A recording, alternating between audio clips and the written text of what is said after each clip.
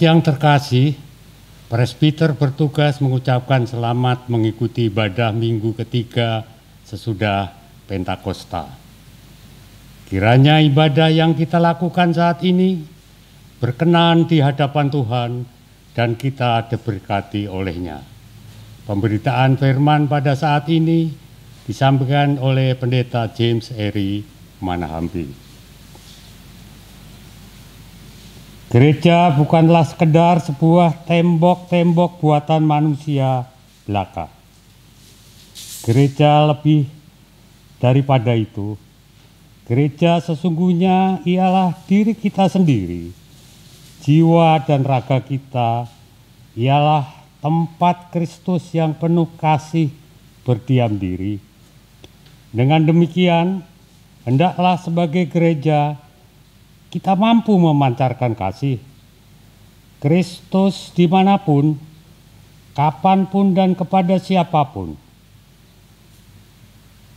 Pancarkanlah senantiasa kehangatan cinta kasih Kristus kepada setiap ciptaan.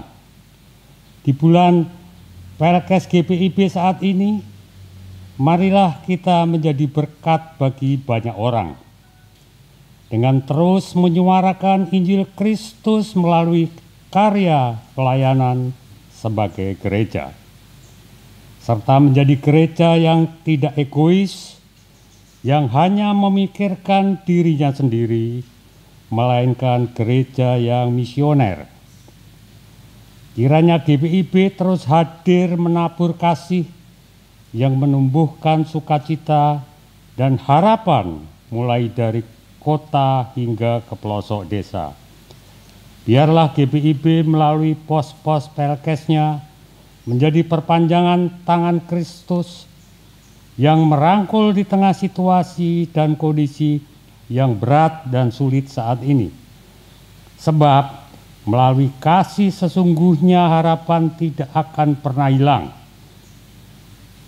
Kasih mampu menghangatkan yang dingin, menyembuhkan yang terluka, memulihkan yang remuk redam, dan membangkitkan yang terjatuh.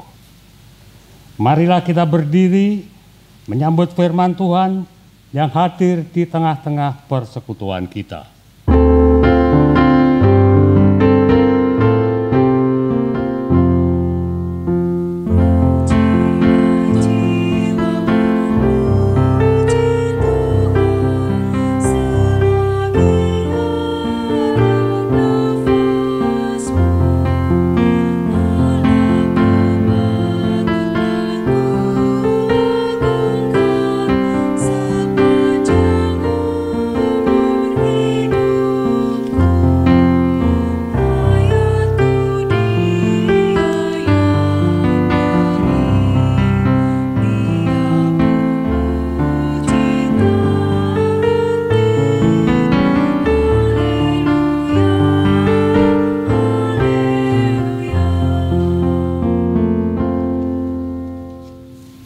Baiklah jemaat Tuhan, mari kita tabiskan ibadah ini.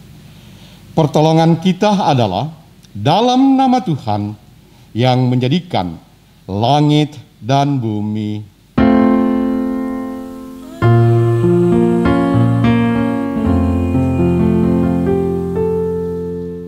Tuhan kiranya menunjukkan kasih-Nya kepadamu, seperti yang kamu tunjukkan kepada orang-orang yang telah mati itu, dan kepadaku.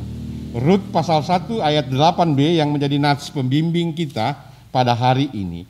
Jemaat terimalah salam, kasih, karunia dan damai sejahtera dari Allah Bapa kita dan dari Tuhan Yesus Kristus menyertai kamu.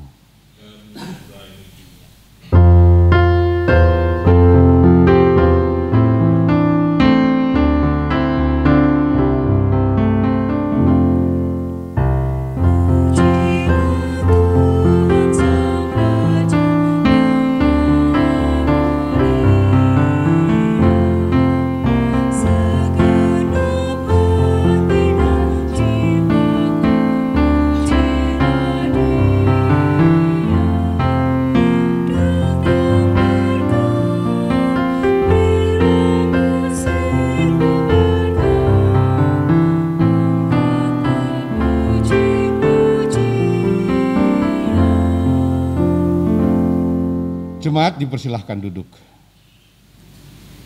Jemaat, marilah mengaku akan dosa-dosa kita dengan perasaan yang sungguh-sungguh menyesal dan malu, dan dengan penuh kerendahan hati, mari kita berdoa.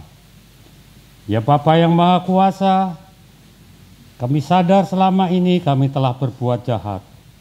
Kami tidak mampu menjadi pengikut-Mu yang taat dan setia. Kami telah suka hidup menjauh dari-Mu. Kami lebih suka melanggar firman-Mu dibandingkan dengan menjadi pelaku firman-Mu. Ampunilah kami ya Tuhan. Ya Tuhan, kami belum mampu menjadi pembawa damai sejahtera-Mu di tengah dunia tempat kami berada. Kami gagal menaburkan kasih-Mu untuk menumbuhkan harapan tanpa pandang rupa dan pamrih. Kami sadar akan keegoisan kami.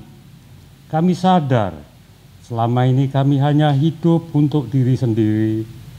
Sedangkan mereka yang kami sebut saudara hanya yang kami kenal dan dekat dengan kami. Kami lebih sering berputus asa, tidak percaya akan kehadiran-Mu, meragukan kuasa-Mu, menolak uluran tangan kasih-Mu. Ampunilah kami ya Tuhan yang Maha Pengasih. Ajarlah kami untuk memiliki hidup yang bermakna bagi banyak orang, seturut dengan kebenaran firman-Mu dimanapun kami berada, baik di rumah, di tempat kami membanting tulang untuk mengais rezeki, di sekolah, di kota, maupun di desa. Ya Kristus, kami mengaku dengan sungguh dan penuh kesadaran, serta dalam kerendahan hati akan segala dosa dan pelanggaran kami yang tak terhitung jumlahnya. Ya Tuhan, layakkanlah kami kembali untuk menerima pengampunan-Mu. Dengarlah permohonan kami, serta nyatakanlah kiranya belas kasih-Mu atas kami. Hanya dalam nama Kristus Yesus, kami berdoa dan memohon pengampunan-Mu. Dengarlah ya Tuhan.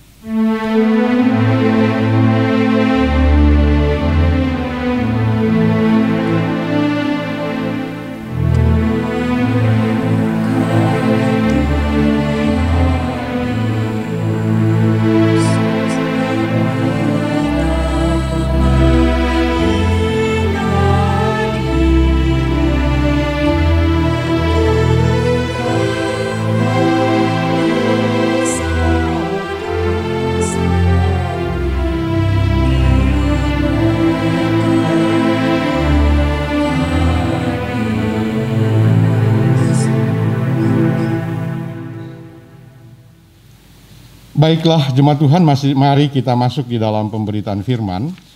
Kita satu di dalam doa memohon bimbingan Roh Kudus. Mari kita berdoa. Terima kasih ya Tuhan Yesus, ketika pada hari ini kembali kami dimampukan untuk kami berada dalam satu persekutuan ibadah minggu di tengah-tengah keluarga kami masing-masing. Kami percaya Tuhan ada bersama-sama dengan kami. Oleh karena itu, kami bersyukur dan berterima kasih. Tuhan, sebentar kami akan membaca merenungkan firman-Mu. Biarlah kiranya kuasa Roh-Mu yang kudus menguasai kami, sehingga melalui firman-Mu ini, kembali kami masing-masing diberikan kekuatan, diberikan kesabaran, diberikan kemampuan untuk kami mampu memahami peristiwa lepas peristiwa yang kami alami di dalam hidup ini. Berfirmanlah kepada kami ya Bapa Sorgawi, karena kami anak-anak-Mu sedia mendengar. Amin. Jemaat Tuhan, marilah berdiri untuk mendengar firman Tuhan yang dibacakan dari Alkitab. Haleluya.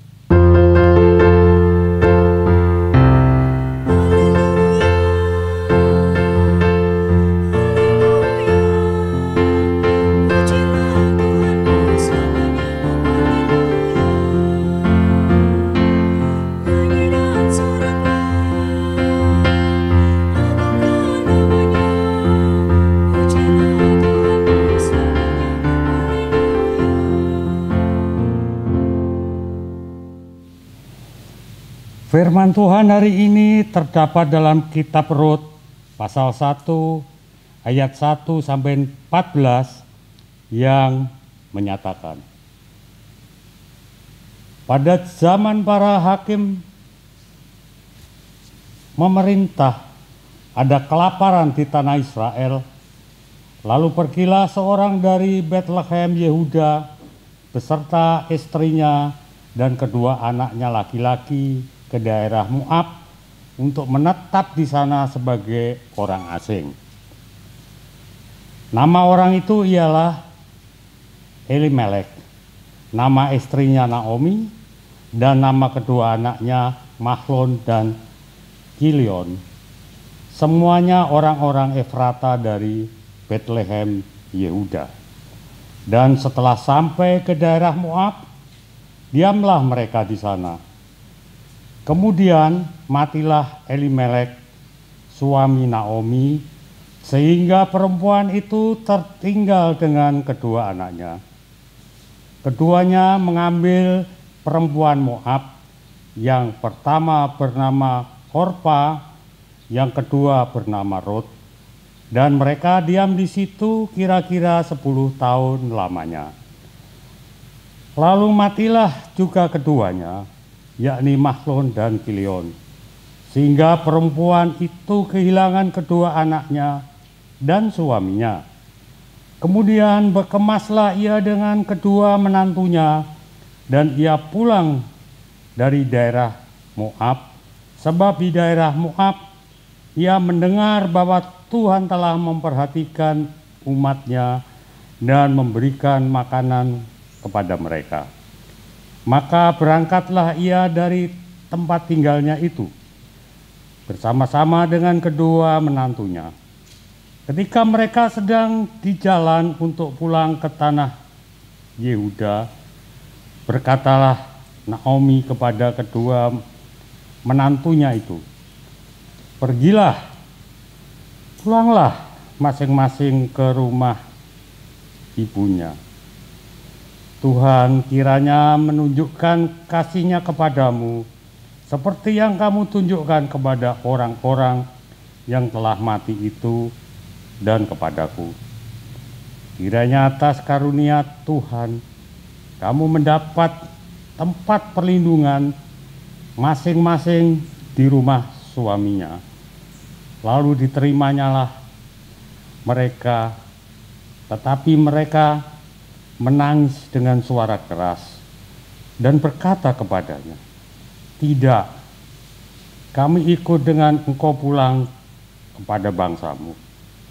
Tetapi Naomi berkata, "Pulanglah anak-anakku, mengapa kamu turut dengan aku? Bukankah tidak akan ada lagi anak laki-laki yang kulahirkan untuk dijadikan suaminya nanti? Pulanglah anak-anakku, pergilah, sebab sudah terlalu tua aku untuk bersuami. Seandainya pikirku, ada harapan bagiku, dan sekalipun malam ini aku bersuami, bahkan sekalipun aku masih melahirkan anak laki-laki, masakan kamu menanti sampai mereka dewasa? Masakan karena itu kamu harus menahan diri dan tidak bersuami? Janganlah kiranya demikian, anak-anakku. Bukankah jauh lebih pahit yang aku alami daripada kamu? Sebab tangan Tuhan teracung terhadap aku." Menangis pula mereka dengan suara keras. Lalu Orpa mencium mertuanya itu minta diri, tetapi Rut tetap berpaut padanya. Demikian firman Tuhan. Hendaklah sabda Kristus dengan segala kekayaannya menetap di antara kita. Ucaplah syukur kepada Dia.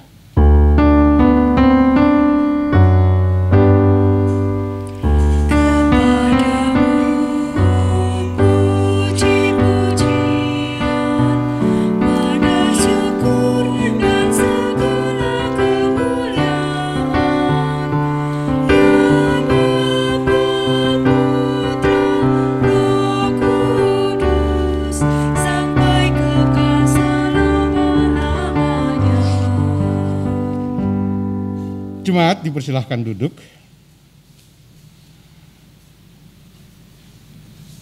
Apa kabar jemaat yang Tuhan kasihi? Bersyukur. Kita senantiasa bersyukur di saat kita saat sekarang ini diperhadapkan dengan satu peristiwa COVID-19 sehingga kita mau masuk di dalam kehidupan yang baru atau dibilang biasanya new normal. Nah, Ibu Bapak, saudara-saudara, anak-anakku yang Tuhan kasihi.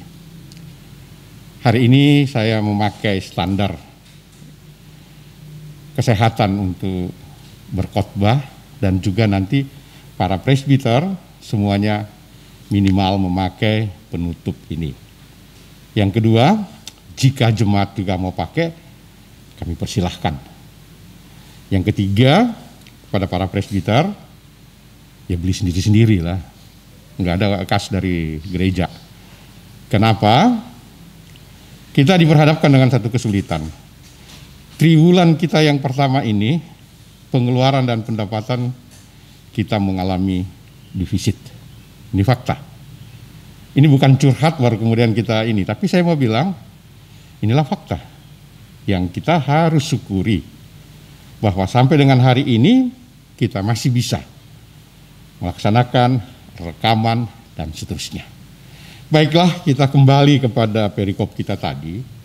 Maka di sini kita mau melihat bagaimana sih perjalanan Rut di dalam kehidupan ini dan apa yang perlu kita pelajari peristiwa Rut ini.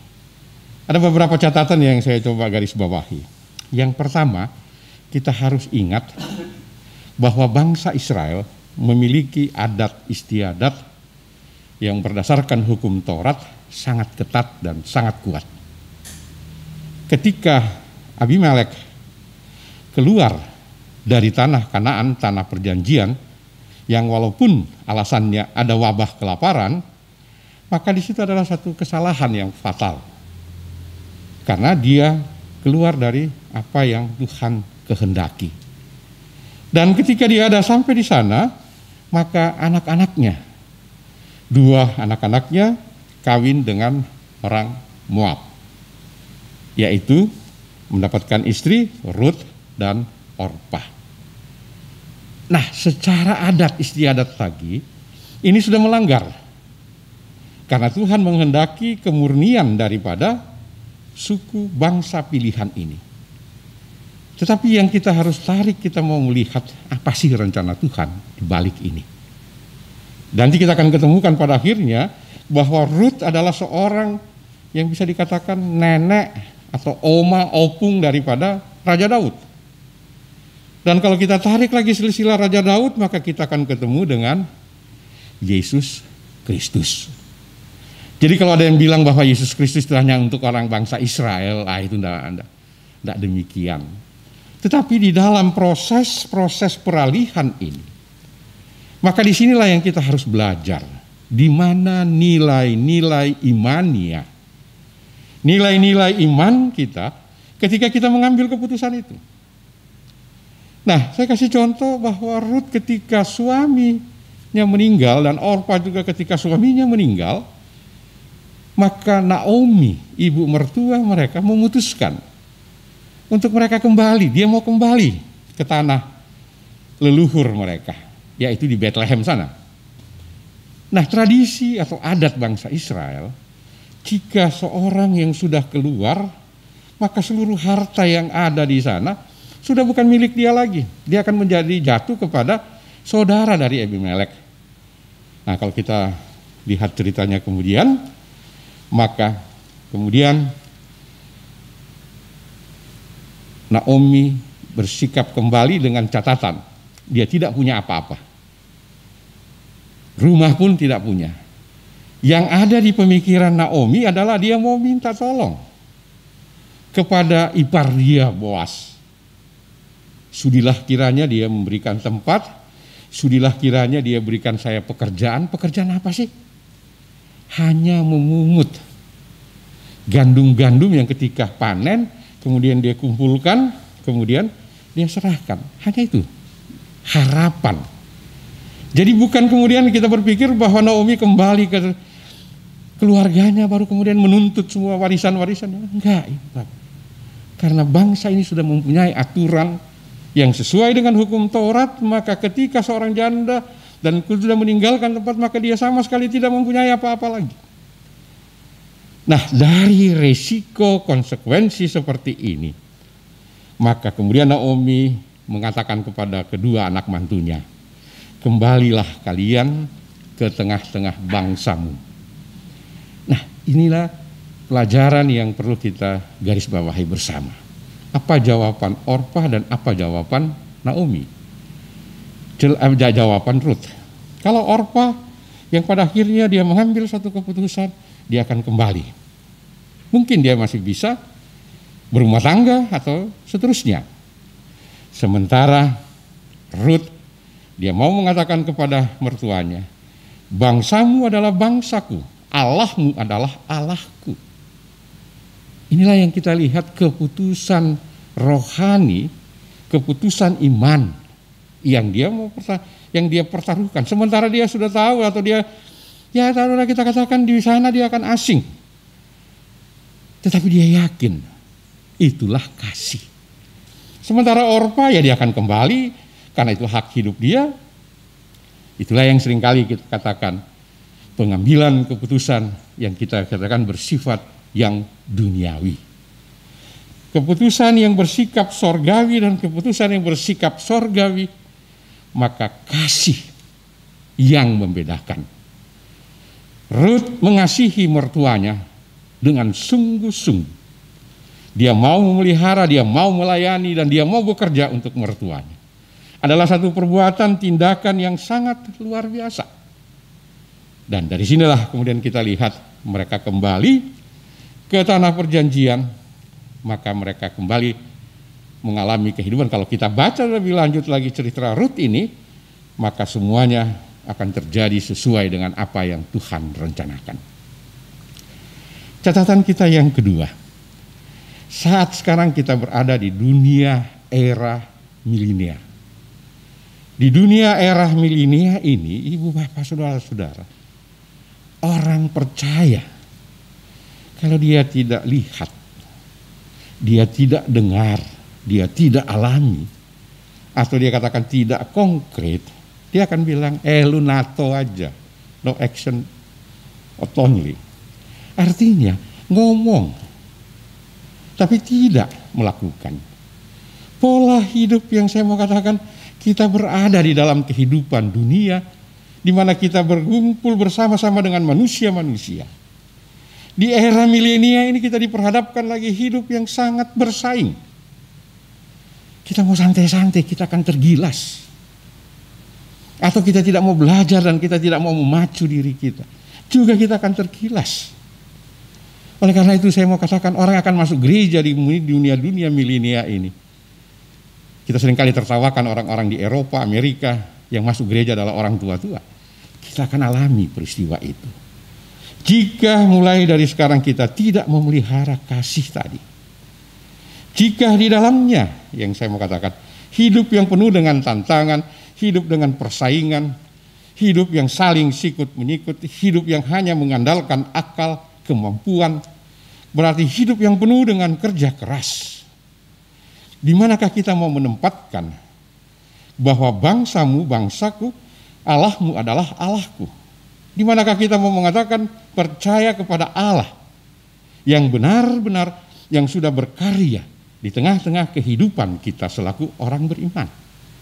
Nah, dari sinilah kita harus belajar bahwa jika Ruth yang pada akhirnya dia menjadi, kita katakan, ya kalau ditarik-tarik, cucut buyut sampai kepada Yesus Kristus, maka Ruth benar-benar dipakai oleh Tuhan Allah di dalam kerangka keselamatan yang ia nyatakan di dalam hidup ini.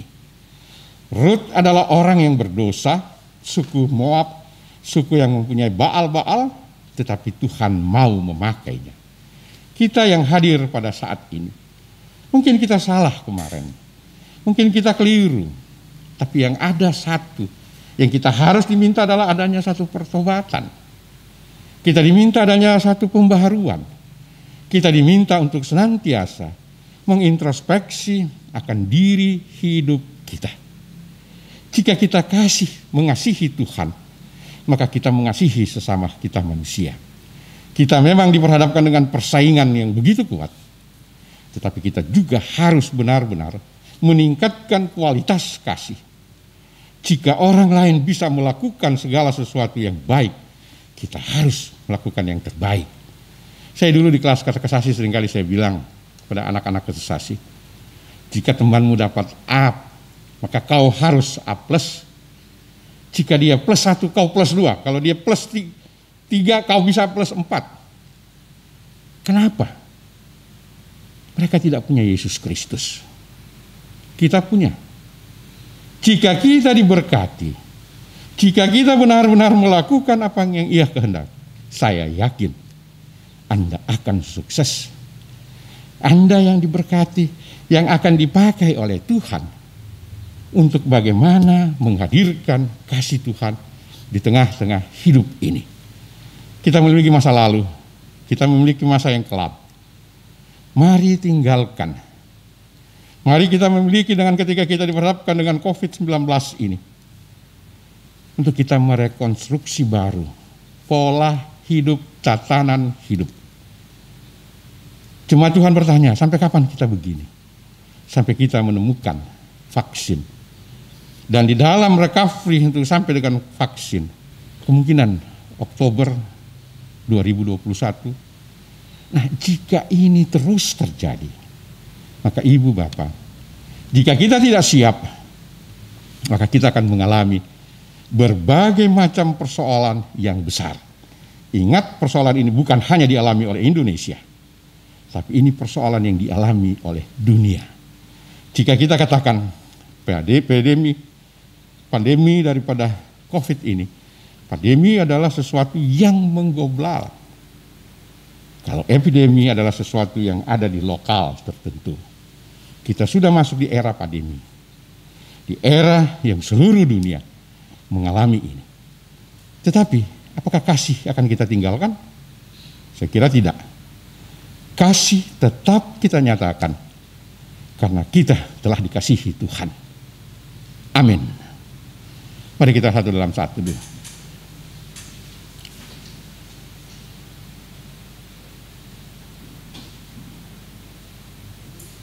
Selesai.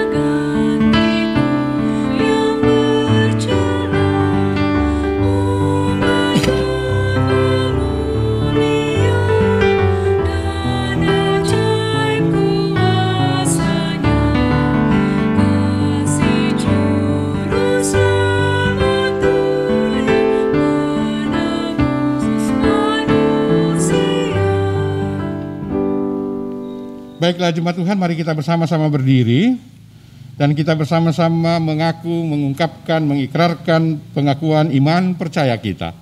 Menurut pengakuan iman rasuli, biarlah dengan hati dan mulut dan sikap yang sempurna kita masing-masing berkata, aku percaya kepada Allah Bapa yang Maha Kuasa, Khalik langit dan bumi, dan kepada Yesus Kristus anaknya yang tunggal Tuhan kita, yang dikandung daripada Roh Kudus, lahir dari anak darah Maria, yang menderita di bawah pemerintahan Pontius Pilatus, disalibkan, mati dan dikuburkan, turun ke dalam kerajaan maut. Pada hari yang ketiga, bangkit pula dari antara orang mati, naik ke surga, duduk di sebelah kanan Allah, Bapa yang Maha Kuasa, dan akan datang dari sana untuk menghakimi orang yang hidup dan yang percaya. Aku percaya pada orang gereja yang kudus dan am, persekutuan orang kudus, pengampunan dosa, kebangkitan daging, dan hidup yang kekal.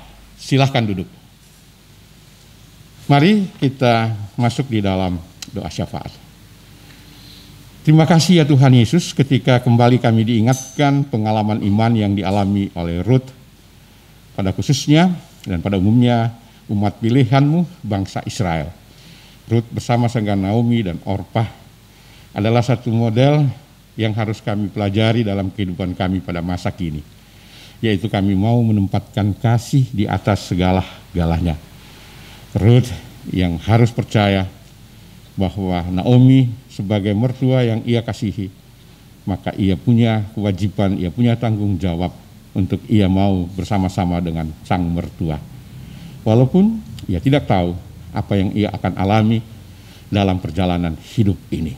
Tetapi ya Tuhan, dengan sikap yang ia mau mengikuti Naomi, maka itulah sikap rohani, sikap iman yang ia lakukan. Kami yang hadir pada masa kini, seringkali kami dituntut untuk sikap iman tersebut di dalam satu situasi kondisi kehidupan yang modern ini, masa milenia, di mana kami berhadapan dengan berbagai macam manusia-manusia. Kami diperhadapkan dengan berbagai macam persaingan-persaingan dan tantangan-tantangan dalam hidup ini.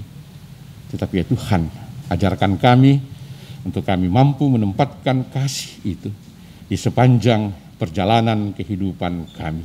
Sehingga ya Tuhan, Tuhan yang kami percaya, Tuhan yang kami sembah, itu benar-benar Tuhan yang hidup, Tuhan yang berkarya di dalam kehidupan kami semua.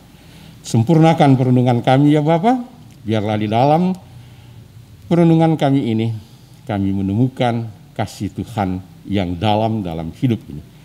Tuhan memberkati kami semua. Bapa Sorgawi, pada kesempatan hari ini juga, kami juga mau berdoa untuk pemerintah bangsa negara kami, semua aparat-aparat yang terkait, kiranya Tuhan, Engkau mau himpun mereka, biarlah mereka menjadi satu suara, sehingga di dalam menjalankan tugas kewajiban mereka, semuanya sesuai seturut daripada kehendak-Mu. Mulai dari presiden sampai dengan jajaran-jajarannya, Tuhan mau menyertai. Biarlah kiranya upaya-upaya usaha, baik kelompok pribadi, yang ingin memanfaatkan situasi dan kondisi ini, Tuhan halau mereka. Sehingga ya Bapa, kami tidak terjebak di dalam penderitaan berbangsa dan bernegara. TNI dan Polri yang juga mengawali akan bangsa ini menuju dengan kedamaian, Tuhan juga mau satukan mereka.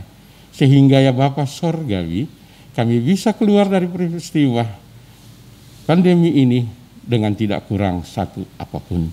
Tuhan menyertai pemerintah bangsa Indonesia pada khususnya, dan juga kepada bangsa-bangsa yang lain, sehingga kami bisa sama-sama mengatasi COVID-19 ini dengan penuh sukacita dan damai sejahtera sorgawi.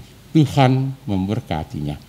Bapak Sorgawi, kami juga mau berdoa pada semua korban-korban epidemi, korban COVID-19 ini.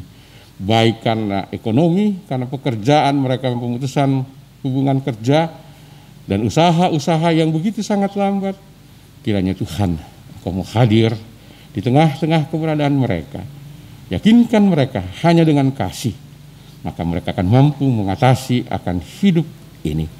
Karena itu, Tuhan mau hadir di tengah-tengah keberadaan mereka semua. Bapak Sorgawi, kami juga mau berdoa untuk gereja Tuhan. Mampukan gereja Tuhan untuk berjalan sesuai dengan Tuhan kehendaki.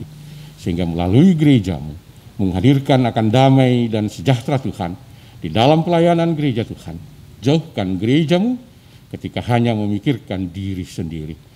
Jauhkan gereja-Mu ketika hanya berada di dalam perdebatan-perdebatan yang pada akhirnya melupakan tugas tanggung jawab mereka yang untuk melayani Tuhan di tengah-tengah umat Tuhan.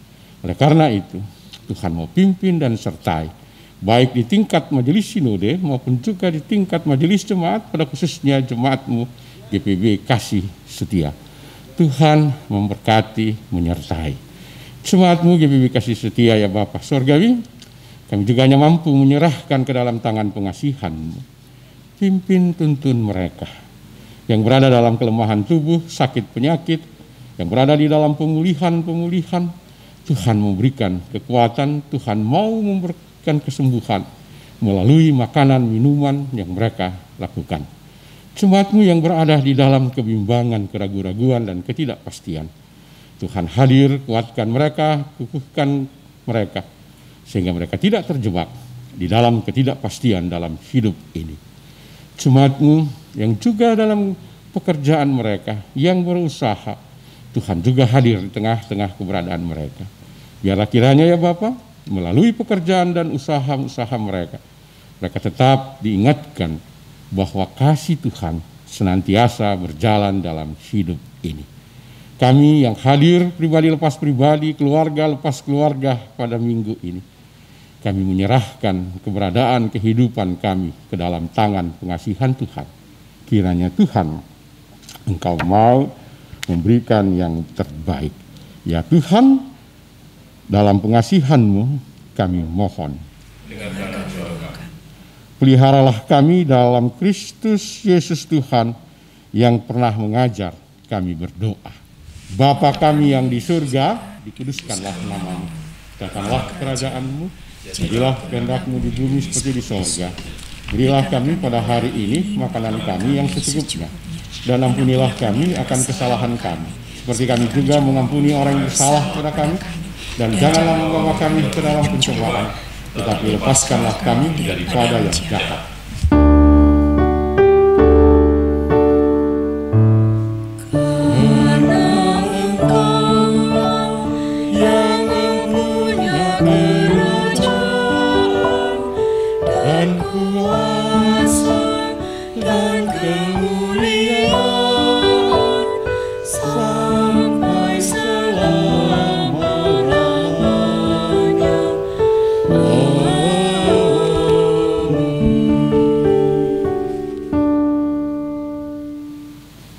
Jemaat Tuhan, kini saatnya kita memberikan persembahan syukur bagi Tuhan. Seperti firman dalam 1 Tawarik 16:34 yang menyatakan, bersyukurlah kepada Tuhan sebab Ia baik, bahwasanya untuk selama-lamanya kasih setianya. Tuhan memberkati saudara dan persembahan saudara.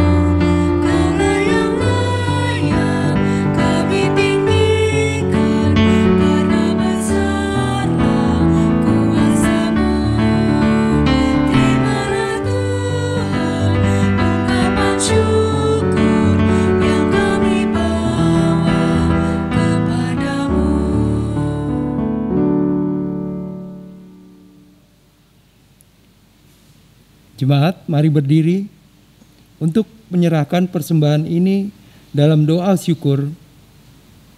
Kita berdoa. Ya Tuhan, terimalah persembahan kami yang tak sebanding dengan berkat yang Engkau berikan pada kami. Sebab siapakah kami ini sehingga mampu memberikan persembahan seperti ini? Jikalau bukan dari-Mu, juga persembahan yang kami berikan ini, jadilah persembahan kami ini sebagai berkat untuk menyatakan kasih-Mu bagi sesama dan bagi pembangunan tubuh Kristus. Hanya dalam nama-Mu, Yesus, kami berdoa. Amin. Jemaat Tuhan, sebelum kita masuk di dalam amanat pengutusan, ada beberapa catatan yang saya harus garis bawahi. Yang pertama, mohon dukungan doa daripada seluruh warga jemaat. Mudah-mudahan kita bisa beribadah pada tanggal 5 Juli. Sesuai dengan surat edaran dari Kapolri, maka pertemuan-pertemuan yang khususnya di lingkup Polri itu dimulai setelah tanggal 30 Juni. Nah, oleh karena itu, biarlah kiranya ketika tanggal 5 Juli kita bisa beribadah dengan catatan kami para presbiter yang bertugas semuanya memakai standar seperti ini. Jemaat bisa pakai, kita katakan wajib pakai masker. Yang kedua, cuci tangan, ada saniter, dan seterusnya. Ada 14 item peraturan wali kota Tangerang yang berbicara tentang pembukaan ada tempat atau sarana beribadah. Mohon dukungan doa sehingga kepala asrama dengan jajarannya bisa memberikan kita tempat dan waktu untuk melaksanakan ibadah secara rutin dengan jumlah yang terbatas. Terbatasnya maksimal 50% dari bangku yang ada di tempat kita beribadah. Saya kira ini yang saya mau jelaskan. Dengan demikian, jemaat Tuhan, marilah kita bersama-sama mendengarkan amanat pengutusan. Jemaat Tuhan, pulanglah dengan membawa damai sejahtera dari firman Tuhan yang telah kamu dengar. Bagikanlah sukacita beriman kepada semua orang dan lakukanlah firman Tuhan. Kami siap sedia kembali mewartakan cinta kasih Kristus yang telah kami dengar dan terima dari kebenaran firman-Nya dalam hidup kami bagi seluruh ciptaan di mana dan kapanpun.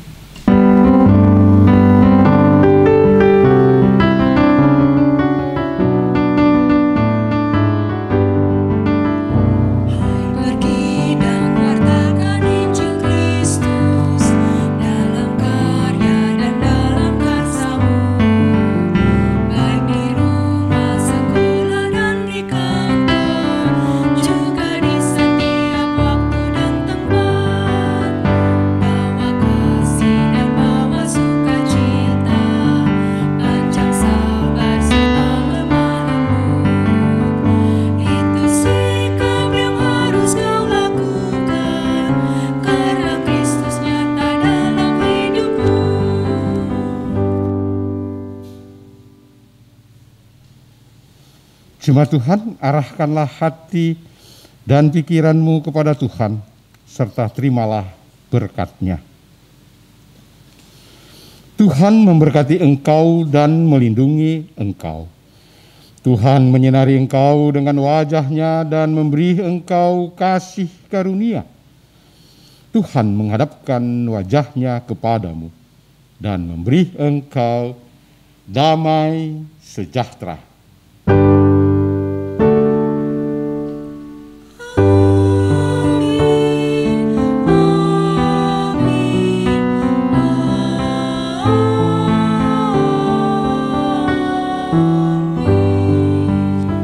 Selamat hari Minggu, Tuhan menyertai, memberkati Ibu, Bapak, Saudara, anak-anak terkasih.